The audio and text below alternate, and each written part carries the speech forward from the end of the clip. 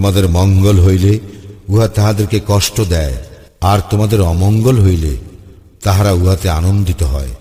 তোমরা যদি ধৈর্যশীল হও এবং মুত্তাকি হও, তবে তাহাদের ষড়যন্ত্র তোমাদের কিছুই ক্ষতি করিতে পারিবে না। তাহারা যাহা করে নিশ্চয় আল্লাহ তাহা পরিবেষ্টন করিয়া রহিয়াছেন। স্মরণ করো, যখন তুমি তোমার পরিজন বর্গের নিকট হইতে প্রত্যুষে বাহির হইয়া যুদ্ধের জন্য মুমিনগণকে ঘাঁটিতে বিন্যস্ত করিতেছিলে, এবং আল্লাহ সর্বশ্রোতা সর্বজ্ঞ। যখন তোমাদের মধ্যে দুই দলের সাহস হারাইবার উপক্রম হইয়াছিল, অথচ আল্লাহ উভয়ের বন্ধু ছিলেন। আল্লাহর প্রতি যেন মুমিনগণ নির্ভর করে। আর বদরের যুদ্ধে যখন তোমরা হীনবল ছিলে, আল্লাহ তো তোমাদের সাহায্য করিয়াছিলেন।